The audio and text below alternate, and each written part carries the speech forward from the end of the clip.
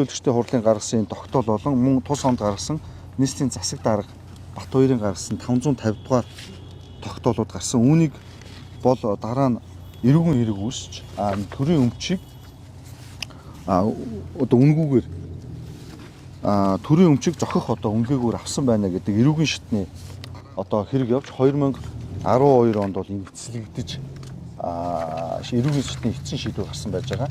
За тэгээд 12 онд эцэлэгдсэн маргааны асуудал дахиж давж даад маргаан явсаар хагаад сая 2023 оны 10 сарын 2-ны өдөр дахиад захиргааны шүүхийн дээд шатны шүүхийн шийдвэр гарч 2012 оны эрүүгийн шатны дээд шүүхийн шийдвэр гүйцэтгэл бол хүчинтэй байна. Нийслэл энэ өөрийн өмчөө аваа гэдэг энэ захиргааны шатны дээд шатны шүүхийн шийдвэр гарсан. Тэгээ 23 оноос хойш одоо бид нар та бүхэнтэй уулзалт тоглох гэж ингэж удаа дараа бичиг өгсөн. Хамгийн сүүлд сая миний харуулдаг энэ 9 сард бичиг өгсөний араас танах бас хүндэтгэх шалтгаангүйгээр бол оролцох боломжгүй гэж ингэж өгсөн байж байгаа. Тийм учраас би өнөөдөр одоо нийслэлийн эрдэнэ төлөөлөгчийн хувьар нийслэлийн засаг даргын 1-р орлогчийн хувьар дээрээс нь манай нийслэлийн өмчийн хуулийн хэлцээний дарга Баясалмаа дарга Викторид танахтай аль биесээр бичилж ирж уулзалтаа хийж нийслэл өмчөө авъя гэдэг шаардлагыг бол бас одоо энэ өдөрт галбан шалтнуудаар манай намжин менежер байгаа учраас би бас аль биесээр ирж уулзалтыг танд бас мэдээллийг хөрвүүлж байгаа.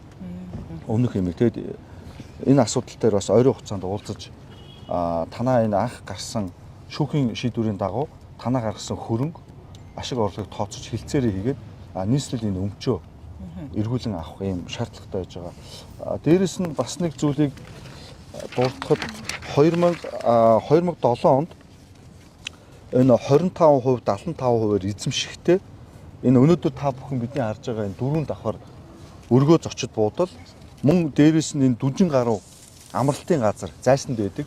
Энэ хоёрыг хоёулангийн газартай нь өмчтөнд нийлүүлээд 468 сая төгрөгөнд үнэлж нийслэлээс 25% дээр нь бол хөрөнгө оруулалт хийж одоо хамтдаа компани эзэмшсэн байдаг. Харин хар дун ХХК-гаас 75% дээр нь 1.4 тэрбум гэсэн үг шүү дээ. 2007 оны дүнгээр үнийн дүнтэй хилцэх хөрөнгийг гаргана гэдэг одоо хилцээрийн үндслэлээр хамтарсан дун өргөө компанийг бол байгуулж одоо өнөөдөр энэ өргөө зочдуудад дээрээс нь зайсанд байгаа дүнжин гаруй амралтын газрууд бол тус байдаг юм байна. Тэгээд энэ 2012 онд явсан эрүүгийн шатны 3 шатны шүүхээр бол одоо хууль бус шийдвэргээд ингээд тогтоолууд нь гарцсан байдаг. За тэгээд энэ тус газар нь ер нь бол яг хөө зүгээр одоо хар дун ХХК нь одоо хэний эзэмшилт байдаг вэ гэдэг талаар тодруулах хийсэн. Хар дун ХХК-гийн бол эцсийн эзэмшигч бол одоо өнөөдөр бол одоо улсын бүртгэлийн мэдээгээр 2025 оны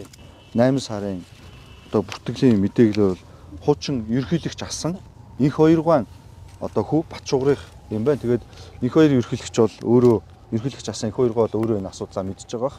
За энэ асуудал бол зөвхөн энэ өнөөдрийн болоод байгаа Монгол Ардын намын улс төрийн асуудалтай ямар ч холбогдол байхгүй. 2023 оны 8 сарын 2-ны өдөр захиргааны иргэн 10 сарын 2-ны өдөр захиргааны иргэн дээд чихний шийдвэр гарч 12 онд гасан эрүүгийн шатны шийдвэр буюу энэ хамтран эзэмшиж байгаа нь эрүүгийн шин чанартай гэмт хэрэг мөн байна. Энэ одоо юу хүчингү болгож бусад нийслэлд өмчийн өгөө гэдэг ийм утга агуулга бүхий одоо эрүүгийн шатны дээд шатны шүүхийн шийдвэрийг бол захиргааны дээд шатны шүүх хүчинтэй болгож хэвээр нь үлдээж үүнээс хойш бид нэр удаа дараа хүсэл тавьж уулзалт хийж энэ асуудлыг бол шүүхийн одоо захиргааны болон эрүүгийн шатны шүүхийн дээд шатны шийдвэрүүдийн дагуу 12 он болон 23 оны шүүхийн шийдвэрийн дагуу зохих гарсан одоо хөрөнгө оруулалт засварын асуудлыг шийдэд нийслэл өмчөө авъя гэдэг асуудал байна. Тэгэхээр энэ бол энэ 8 сард бид нар цаг бүхэн хэлсэн бичиг бол хөрвүүлж ирсэн. 9 сард харамсалтай уулзах боломжгүй гэдэг хариу өгсөн. Тэгээ өнөөдөр бол 11 сар гарсан байна. Ийм учраас нийслэл одоо нийслэлийн өмчийг эргүүлж авъя хилцээрээ ойрын хугацаанд хийх шаардлагатай байна гэдгийг бас албан байдлаар бас танд өнөөдөр орлогчийн хувьар ирж мэдэгдэж байна. Нийслэл бол сүүлийн одоо хугацаанд бол өмнө алдагдсан байсан өмчүүдээ удаа дараа олон тооны өмчүүдээ бол одоо шүүхээр шийдвэрлэгдсэн, хуулийн дагуу шийдвэрлэгдсэн. Өмнө хууль бусаар одоо хувь иргэнд өндөр төрийн албан тушаалаа ашиглаж авсан байсан ийм өмчүүдээ бол нийслэл бол буцааж авж байгаа. Хатам Улаанбаатарын эмнэлэг өшөө ямар уламжлалт эмнэлгийн асуудал гэх мэт нэлээд олон ийм хувийн өмчүүд нийслэл авж байгаа. Эдгээр өмчүүдийг нийслэл буцаан авч зохих хууль журмын дагуу үнэлж дуудлага худалдаанд оруулж тухайн газрыг чөлөөлөх, тухайн газарт одоо олон нийтийн эдэлбэр газар хийх, парк хийх эсвэл нээлттэй дуудлага худалдаагаар бас борлуулж байгаа. 2025 онд нийслэлийн дуудлага худалдаанаас нийт бас тодорхой тооны одоо төсөөснөөс илүү орлогыг бүрдүүлж үүнийгээр бас дид үтцэд сургууль цэцэрлэгийн одоо хөрөнгө оруулалтын ажилд бас зарцуулсан гэдэг бас хэлэхээр байна. Ингээд наран чимэг менежер те. Тэгээ та уулзалтыг хизээ эхлэх боломжтой. Бид нар бол уулзалтаа яаралтай хийж нийслэлийн одоо шүүхийн шийдвэрийн дагуу бол хэлцээрийнхээ асуудлуудаар өмчөө авах. Өмчөө авч дуудлага худалдаанд оруулснараа бид нар бас энэ одоо нийслэлийн төсөвдөр дутагдаад байгаа асуудлуудыг шийдвэрлэх юм шаардлагатай ч. За ямар ч тач одоо нөгөө мэдээлэл өгсөнд баярлалаа. Тэнгүүд бид нэр хүлээн авсан бичиг баримтынхаа даваа тэгээ холбогдох үйлчлүүлэлтээ мэдээлэл өгөө тэгээд болно. Тийм. Юун дээр би уучлаарай би тийм энэ талаар сайн мэдэхгүй болохоор ямар ч байсан хүлээн авсан бичгээ холбогдох хүмүүстээ дамжуулж өгье. Өөр бусад тайлбар бол надад өгөх юм бол байхгүй. Би одоо менежер хүн юу мэдэх вэ тий. Тэгэхээр бусад асуудлыг нь тэгээд өдөр шийдэх байх уу? Би ямар ч тач холбогдох хүмүүстээ дамжуулж. Би сүүлд өгсөн танаа бичиг тамга газрын бичгтэй ингээд танд бас ингэж өгч. Энэ 9 сард өгсөн бичиг байгаа. Сүүлд дахиад бидний өмнөх шишний бичгүүд нь бас байж байгаа тийм ээ. Тэгээд энэ асуудлыг бас танд албасаар өгч. Танаа удирдлууд бол өмнөх өгсөн бичиг баримт нэмэн тий. Тэгэхээр биднээсээс юу гэж хэлж байгаа нөхөр одоо нийслэл өмчөө авъя. Шүүхийн шийдвэр нэгэнд гарцсан учраас энийг цаг алдгүй шийдэж энэ цаг хугацаа гэдэг бол өмчөө маш том мөнгөний хөрөнгөний асуудал байж байгаа. Ойлголоо би ямар ч үсэн дээр. За ойрын хугацаанд бас танах албасаар хариу өгөх хэрэгтэй байгаа. Ойрын хугацаанд танах хариу өгөхгүй бол шүүхийн шийдвэрийн дагуу улсын прокурор нийслэл өмчөө авъя гэдэг шаардлагыг хөргүүлж нийслэлийн өмчөө шүүхийн шийдвэр прокурорын зөвшөөрлийн дагуу авах ийм шаардлага үүснэ. Энийг бас та өнөөдөр төлөөлөөд удирдлагын байгаа учраас бас нийслэлийн засаг даргын өмчийн харилцааны газар бол нийслэлийн засаг даргын хамгаалалт газар төлөөлөөд бас танд албасаар энийг бас мэдэгдэж байгаа шүү гэж. Би цаашаа дамжуулъя. За баярлалаа. Асуулт байгаа юу те? Хоёр удаа одоо нөргөө зочд бодол надад хамааралгүй 2012 онд эцэг турш намайг гүтгэхдээ энэ зочд бодолтой харьцсан. Энэ нь одоо шүүхэрийн шийдвэрийн асуудал дахиж нөлөөлж шүүхийн шийдвэр гаргасан гэдэг зүйлийг бас үнэлээд байна. Баясгалмаа дарга та энийг урьж байгаач. За. Манай нийслэлийн өмчийн харилцааны газар хууль эрх зүйн.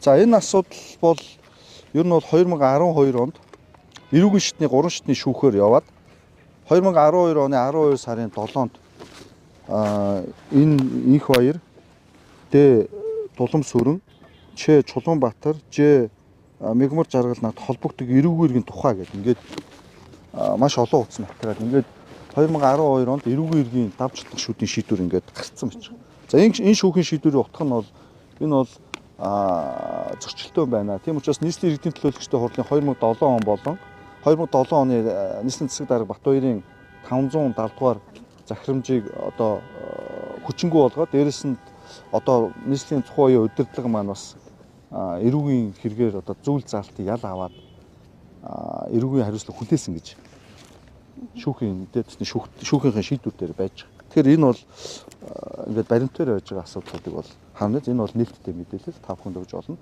Дээрэс нь энэ тус шүүхийн шийдвэр дээр бол татан буулгаж өмчөө авах гэсэн утга бүхий агуулга байгаа. Гэвч захиргааны хэргийн тодорхой хэмжээний асуудал одоо төрүүлээд эрдэнэ төлөвлөгчтэй хурал гаргаад дуудлага худалдаанд төрүүлж нийслэлээс 16 онд оруулснаас болоод манай нөгөө олцогч тал дун үргийн тал маань захиргааны хэрэгт гомдол гаргаад энэ нь 2023 онд хүртэл 3 шатны шүүхээр 17 одоо хойшлогдож байгаа болоод 2023 оны 10 дугаар сарын 2-ны өдөр тийм ээ.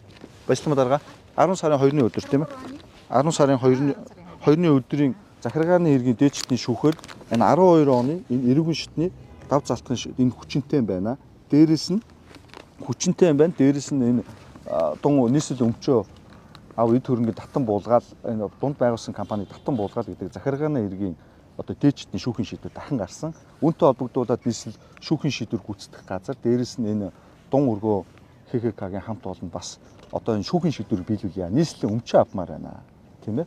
Энэ удаа дараа мэдээллийг хөргүүлсэн. Тэгээд хамгийн сүүлийн мэдээлэл нь сая 25 оны 8 сарын 9-ний өдөр хөргүүлэхэд 9 сарын байдлаар эдгээр эрүүл мэндийн шалтгаанаар уулзах боломжгүй гэдэг ингэж дандаа арга заах маягаар өнөөдөр хүртэл тайлбар өгж хэлцээрт ороогүй. Ийм учраас өнөөдөр бид нар дахиж одоо сүүлийн хариуны дараас 1 сар хүлээсний хугацаанд өнөөдөр бол нийслэлийн эрдэм төлөөлөгчтэй хурлаа төлөөлөн гэж нэгдүгээр орлогчийн өөр ирж бас өмчөө авъя. Прокурортоос бид нэр юм дээр хүсэлт гаргаад шийдвэр гүйцэтгүүлээд энэ өмчөө авъя гэдэг бодлыг тавиад ч. Шүүхийн шийдвэрийн гол зорилго бол энэ 75% дээр нь бас өөрсдийн хөрөнгө оруулалт хийсэн тийм ээ. Энэ засвар хийсэн, дээрэс нь энэ 2007 оноос хойш хугацаанд ашиг орлого авсан баланс юмхаа шийдвэрийн дагуу тооцоод тэгээд дээрэс нь нийслэл өмчөө аваа гэдэг юм шүүхийн шийдвэртэй. Тэгээд энэ бол 2 өмч байж байгаа. Одоо та бүхэн харж байгаа энэ 4 давхар том объектыг бол 2007 оноос бол ерөөхдөө бол хууль бусаар ягаад гэвэл 2 одоо шүүхийн 3 шатны шүүхийн шийдвэр гарцсан учраас хууль бусаар бол ашигласан гэж хэлж байна. Энэ объектыг одоо нийслэл ямар зорилгоор ашиглах вэ? Нийслэл энийг аваад өмчтөө аваад ер нь бол дуудлага худалдаанд оруулна, нээлттэй олон нийтийн мэдээлэлээр. Тэгээд тэр мөнгийг одоо 2026 онд дутагдж байгаа сургууль цэцэрлэг 2026 онд нийслэлийн хэмжээнд нийт 32 баялаг талбай дээр жижиг дунд хэмжээний одоо олон нийтийн эзэмшлийн талбай парк байгуулахаар төлөвлөж байгаа. Эдгээр нийгмийн асуудлуудын одоо хөрөнгө оруулалтыг эдгээр дуудлага худалдаанаас авсан газруудынхаа мөнгөөр бол хөрөнгө оруулалтыг хийнэ гэж нийслэл төлөвлөж байгаа. Нийслэл өнгөрсөн хугацаанд ер нь хичнээн том өмчөө буцааж авсан. За 2025 оны байдлаар манай Баясгалмаа хууль зүйн дарга энэ дээр нэг товчхон мэдээлэл хэдэн өмчийг яг ямар байдлаар авах вэ? Та бас нэг товчхон мэдээлэл. Үүнтэй холбоотойгоор энэ асуудлыг холбож байна. За ерөнхийдөө их хоёр таалагдаагүй, хотын дарга таалагдаагүй одоо зүйлийг ярьсан учраас нийслэл өмчөө авъя гэдэг одоо өмчөө асуудал нь орж ирж байна гэдэг зүйлийг ярьж байна. Энэ дээр тайлбар өгч байна. Түрүүний нөлөөгөөр одоо ингэж өмч булаалдах юм асуудал гараад байна. За би энийг бол дахиад хариуцлагатайгаар энэ бол энэтэй ямар ч хамаа байхгүй. Та бүхэн энэний өмнө нийслэл одоо Хатанбаатар Магсар Жавын ардын имлэг гих чинь асуудлуудыг аваа явж байгаа мэдж байгаа. Бид нар нийслэлийн хэмжээнд дахиж энэ газрын маргаан болон өмчийн маргаантай асуудлууд байгаа. Ийшээ бид нар ингээд өөрсдийнхөө одоо боломжийн эргээр судалгаа тайлан үндэслэлтэй хууль заасан бас мэдэгдэл хугацаа шүүхийн шийдвэрүүдийн дагуу чи авж байгаа. За миний түрүүний хэлдгээр 12 онд 3 шатны эрүүгийн иргэн шүүхийн шийдвэр гарсан. 23 оны 10 сард захиргааны иргэн давж шатах залтны шүүхийн шийдвэр бол гарсан байж байгаа. За эдгээр зүйлтэй холбогдуулаад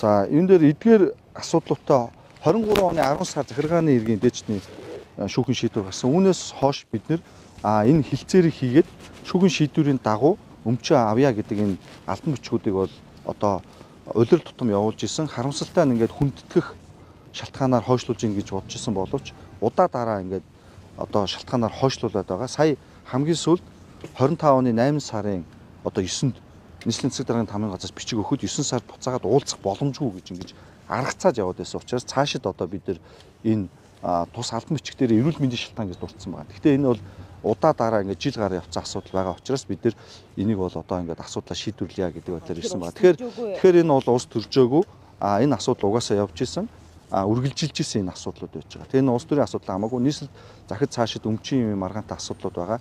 Газрын маргаантай асуудлууд байна. Бид нар бас одоо Хүннү хотын бүтээн байгуулалттай холбогдуулаад Хүннү хот дээр дахиж одоо явуулах асуудлууд байж байгаа. Газрын маргаантай энэ асуудлууд бас удахгүй орно.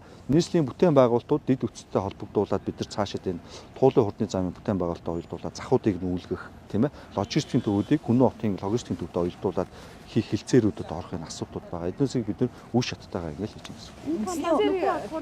За нэг гэж штэ хилцээр хийхийг хариуцлагатаар зөвшөөрөх юм бол яг ямар асуудал юм бэ?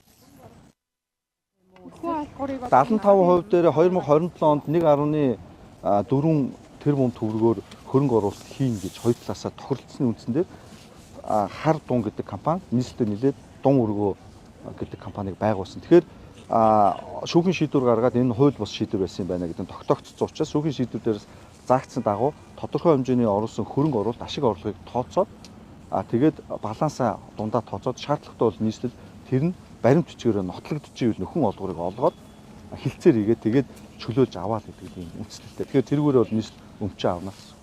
Үндэсний урлагийн их театрыг одоо үндэсний цэцэрлэг түрээлнээр барина гэдэг. За энэ дараагийн асуудлуудаа хамааралтай энэ асуудлынхаа асуудлуудыг дуусгач тийм үү?